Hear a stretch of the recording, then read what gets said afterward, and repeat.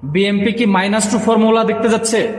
কেননা 21শে আগস্ট যে গ্রেনেড হামলা, সেই মামলা থেকে বেকসুর খালাস পেয়েছিল তারেক রহমান, কিন্তু আবারও রাষ্ট্রপক্ষ সেই মামলাকে আপিল করতেছে। কার নির্দেশে?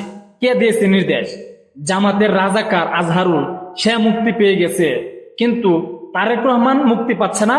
মুক্তি পাওয়ার পর আবারও সেই মামলাকে আপিল করা হচ্ছে। তার মানে কি -2 ফর্মুলা শুরু হয়ে গেছে। নির্বাচনের 12টা বাজবে, তারেক রহমানের দেশে আসাটাও স্বপ্ন হয়ে যাবে।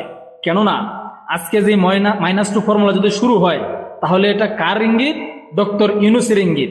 নির্বাচনকে ঠেকাতে হলে তারেক রহমানকে আটকাতে হবে, আর তারেক রহমানকে আটকাতে হলে মামলাগুলো আবারও পুনরায় চালু করতে হবে। এটাই ডক্টর ইউনূসের খেলা।